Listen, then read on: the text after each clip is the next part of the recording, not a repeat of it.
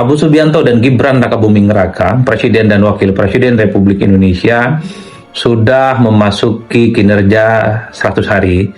Belakangan ini publik ramai, biasa terjadi pro dan kontra, membahas apa yang sudah dilakukan dan apa saja yang tidak dilakukan. Tentu yang menjadi pemantik dari keramaian perdebatan ini adalah survei yang dirilis oleh Litbang Kompas yang mengungkapkan ada sekitar 80,9% masyarakat yang merasa puas dengan kinerja Prabowo dan Gibran. Disitulah muncul pro dan kontra.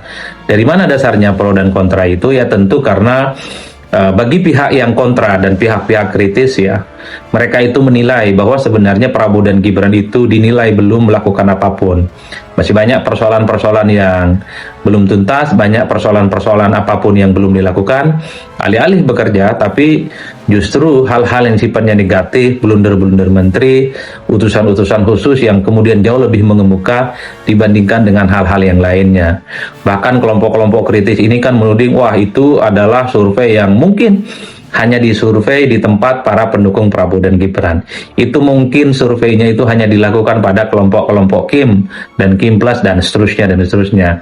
Tapi pihak-pihak yang pro terkait dengan survei Litbang Kompas yang 80,9% ini mengatakan bahwa memang Prabowo dan Gibran itu termasuk para menterinya itu sudah menunjukkan kinerja yang sudah sesuai dengan ekspektasi, dan 100 hari kerja itu sebenarnya adalah terlalu dini dan sangat prematur untuk menilai apakah seorang presiden, wakil presiden, dan para pembantunya itu bekerja ataupun tidak.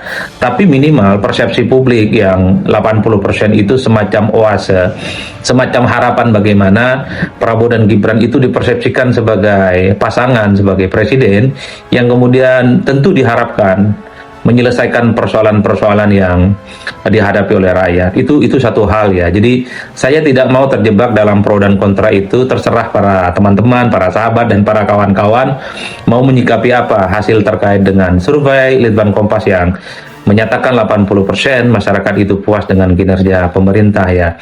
Mau di kubu pro, oke, tidak di kubu pro juga oke. Tapi saya ingin bicara dua hal terkait dengan 100 hari ya kinerja pemerintah Prabowo dan Gibran. Nah, terkait dengan pertama yaitu hasil survei Litbang Kompas, harus diakui bahwa survei ini adalah semacam persepsi pendapat orang. Jadi ketika dilakukan survei, orang itu ditanya satu persatu bagaimana pendapat Bapak Ibu terkait dengan pemerintahan saat ini. Apakah puas ataukah tidak puas? Dan ingat, survei itu sifatnya fluktuatif. Dia turun naik, kadang naik dan kadang turun. Tergantung situasi yang sedang berkembang.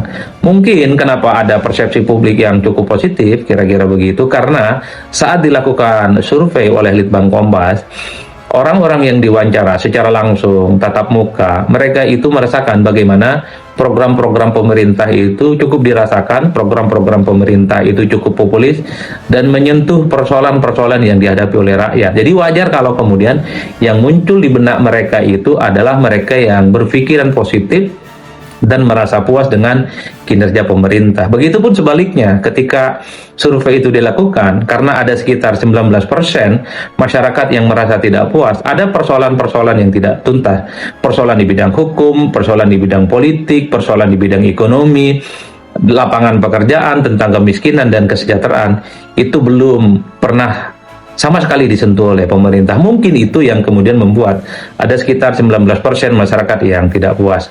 Oleh karena itu, yang ingin saya katakan adalah, jadi survei soal kepuasan publik terkait dengan kinerja pemerintah ini mesti diletakkan dalam konteks yang cukup dinamis, karena kalau misalnya bulan depan diadakan survei ulang ketika situasi politik, ekonomi, dan hukum misalnya tidak baik, pasti persepsi atau kepuasan publik yang 80% itu bisa turun, bisa 80%, bisa 60%, atau bisa di bawah itu. Yang ingin saya katakan adalah survei itu adalah potret di mana situasi sosial ekonomi yang berkembang, disitulah kemudian orang akan mengungkapkan bagaimana perasaan-perasaannya yang muncul. Itu satu. Jadi survei itu hanya sebatas persepsi sementara dan itu bisa berubah kapanpun, sangat tergantung bagaimana situasi politik yang berkembang. Dugaan saya, kenapa ada 80% masyarakat yang puas? Mungkin ketika disurvei, banyak program-program pemerintah yang dinilai sesuai dengan selera mereka, dianggap populis dan sesuai dengan kebutuhan rakyat. Tapi bagi yang 19% masyarakat yang mengatakan bahwa mereka tidak puas, mungkin karena tidak ada perubahan apapun di 100 hari kinerja Prabowo dan Gibran. Itu satu yang pertama. Nah, yang kedua ya, terlepas dari survei yang sudah muncul ya, Litbang Kompas, secara prinsip misalnya saya harus katakan satu persatu secara jujur. Mari kita hitung apa yang dilakukan oleh Prabowo Subianto lah ya. Itu menurut saya adalah hal-hal yang sifatnya populis, kelihatan pro rakyat. Jadi kesannya adalah Prabowo itu yang kelihatan ingin berdiri tegak bersama dengan rakyat. Mari kita cek satu persatu. Kenapa persepsi publik itu sampai 80%? Misalnya, yang sangat kerasa dari program Prabowo itu adalah program makan bergizi gratis. Ini kan adalah program prioritas yang tidak pernah dilakukan oleh presiden-presiden sebelumnya. Jadi wajar kalau kemudian ketika ada program makan bergizi gratis ini selama 5 tahun yang akan datang, masyarakat itu suka dan happy. Masyarakat kita itu kan tidak berdebat dari mana anggarannya. Masyarakat itu tidak terlampau peduli misalnya menunya tidak terlampau disukai oleh anak SD, anak SMA, ataupun anak SMP. Itu kan PR yang perlu diperbaharui. Tapi secara prinsip adalah, oh ini adalah ada program yang baik dari pemerintah, yaitu terkait dengan makan bergizi gratis untuk anak-anak Indonesia, supaya kualitas SDM mereka itu hebat. Itu yang kemudian ditangkap. Wajar kalau kemudian persepsinya positif. Itu yang saya sebutkan. Jadi apa yang ditangkap oleh masyarakat, program yang dianggap pro rakyat, itulah yang kemudian akan mendapatkan persepsi politik. Misalnya juga Prabowo Subianto itu kan menghapuskan hutang UMKM. Oh, itu tentu ada langkah yang mudah sebagai stimulus supaya perekonomian UMKM ini kan kemudian berkembang dengan baik. Langkah-langkah yang semacam ini kan juga terpotret bagi masyarakat. Oh iya ya, hebat ini pemerintah pasang badan untuk UMKM supaya ekonomi mereka berkembang, mereka itu berkompetisi dengan kehidupan ekonomi yang jauh lebih hebat. Itu kan yang saya sebut sebagai program-program populis. Kemudian apalagi ada misalnya tarif diskon 50% untuk listrik selama 2 bulan, Januari dan Februari. Kan diskonnya 50% untuk pengguna berapa itu? 420 sampai 2.200. Itu kan kena diskon 50% kalau beli listrik ya, baik yang prabayar ataupun pasca bayar. Itulah yang saya sebutkan, harus diakui begitu banyak program-program yang diluncurkan oleh pemerintah Prabowo dan Gibran itu dinilai sebagai program yang kemudian dianggap populis dan pro dengan rakyat. Tidak berhenti di situ. Bahkan kita lihat ya, bagaimana komitmen pemerintah, biaya haji itu diturunkan. Ini mungkin pertama dalam sejarah. Biaya haji itu biasanya tiap tahun dia bertambah.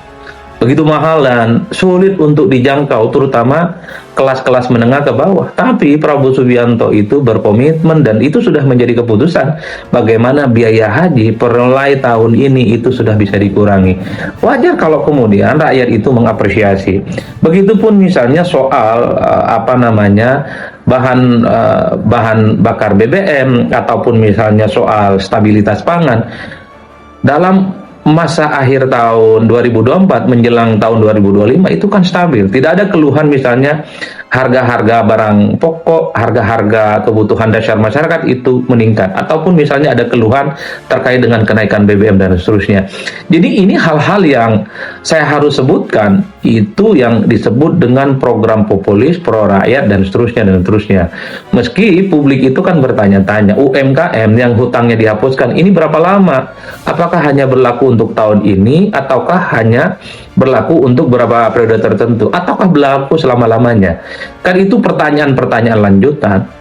Tapi yang ingin saya katakan adalah ketika survei itu dilakukan, apa yang terjadi menjadi program pemerintah, itulah yang kemudian direspon. Tapi misalnya suatu waktu nanti UMKM itu misalnya ngeluh tidak punya akses terhadap permodalan, hutangnya misalnya tidak ada yang ditanggung oleh pemerintah, persepsinya akan berubah, bukan lagi 80%, dia bisa berkurang. Program-program populis yang semacam ini, yang selalu dalam persepsi publik itu memberikan intonasi yang positif kepada rezim dan pemerintah.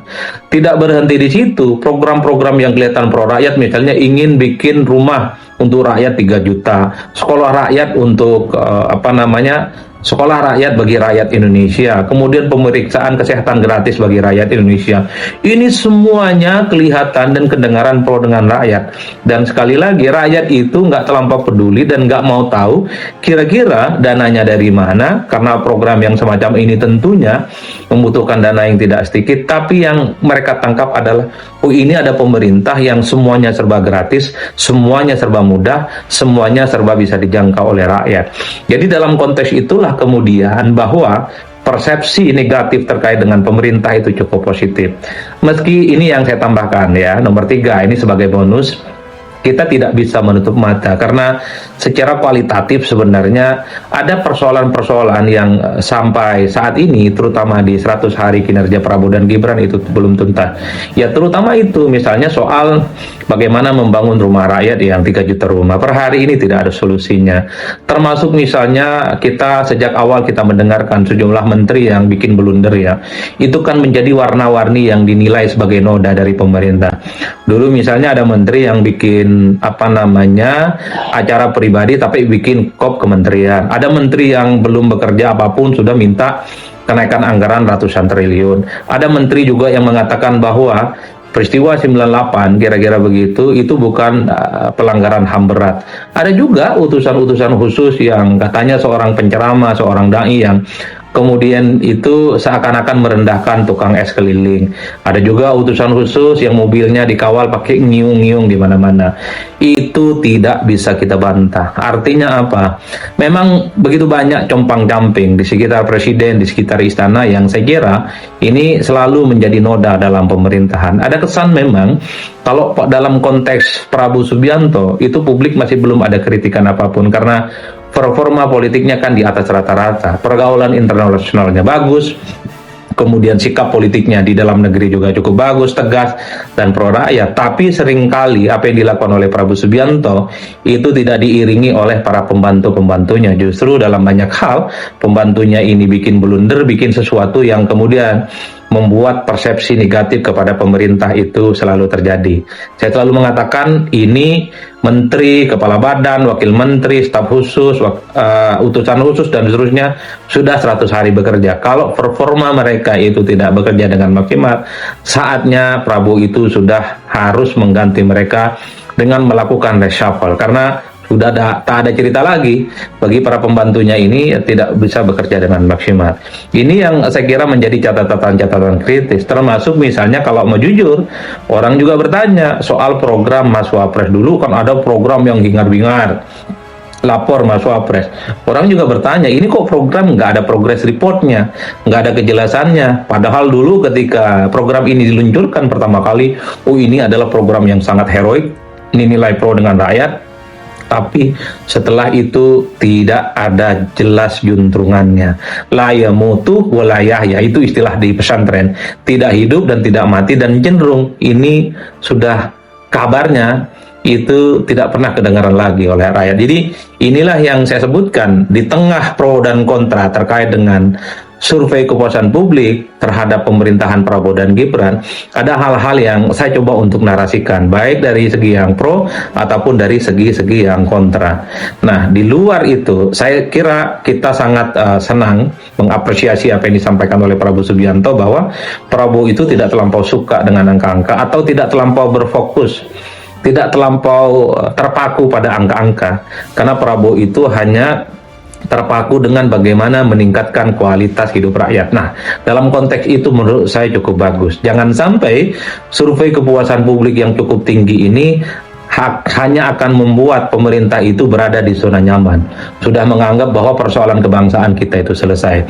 Jangan sampai angka 80% kepuasan terhadap pemerintah itu hanya sebatas alasan dikapitalisasi bahwa misalnya para pembantu dan pemerintah tidak bisa bekerja secara maksimal, dan ini hanya dijadikan sebagai tameng dari kelompok-kelompok kritis ketika misalnya begitu banyak kebijakan yang tidak pro rakyat, begitu banyak kebijakan yang dianggap kontroversial, itu kemudian hanya dijawab dengan angka-angka 80%. Makanya cukup rasional ketika Prabowo mengatakan tidak terpaku hanya pada angka-angka, lebih fokus bagaimana kualitas hidup rakyat seperti kemiskinan bisa dihilangkan, pengangguran bisa dituntaskan, akses terhadap pekerjaan itu semakin meningkat.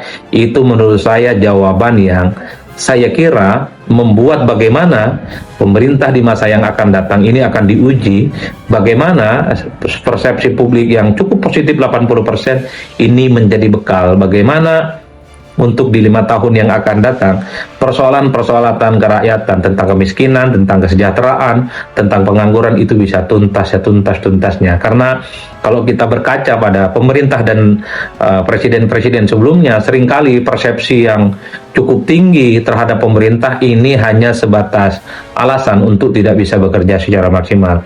Seringkali persepsi publik yang cukup tinggi itu hanya sebatas proteksi, supaya kalau ada kelompok kritis langsung dijawab ini loh angkanya. Tingkat kepuasan publik cukup tinggi terhadap pemerintah. Jadi Prabowo ketika mengatakan tidak terfokus pada angka-angka, bagi saya ini lebih bahwa angka-angka itu tidak ada gunanya kalau masih ada rakyat itu yang miskin. Angka-angka itu tidak ada gunanya kalau kesejahteraan itu tidak terjadi pada rakyat. Angka-angka itu nyaris tidak berfungsi dan sangat tidak ada gunanya kalau persoalan-persoalan kemiskinan, akses terhadap pendidikan itu tidak pernah tuntas di Indonesia. Kan spiritnya di situ yang disampaikan oleh Prabowo ya ketika bilang tidak mau berfokus pada angka-angka itu. Jadi inilah yang saya kira di tengah dukungan publik yang cukup luar biasa, cukup berlimpah tentu ke depan setelah 100 hari ini bagi saya pemerintah Prabowo Subianto harus mampu ya mewujudkan bagaimana cita-cita mensejahterakan seluruh rakyat di Indonesia. Mari kita cek dan kawal terus bagaimana pemerintahan kita di masa-masa yang akan datang. Terima kasih. Salam politik syai'un pastinya mantap, semantap mantapnya. Wassalamualaikum warahmatullahi wabarakatuh. Nah, video yang sangat menarik dari pakar politik Adi Prayitno yang menyampaikan bagaimana kemudian masyarakat mengapresiasi kinerja pemerintahan Prabowo Gibran dengan angka partisipasi 80,9% kepercayaan publik terhadap Prabowo Gibran, dan ini patut kita apresiasi sebagai masyarakat dan berharap pemerintahan Prabowo Gibran dapat terus bekerja secara produktif dalam rangka memajukan bangsa dan negara. Nah, bagaimana pendapat teman-teman Garisida? Silahkan tulis di kolom komentar. Jangan lupa like, share, dan subscribe jika video ini menarik. Dan sampai jumpa di video berikutnya.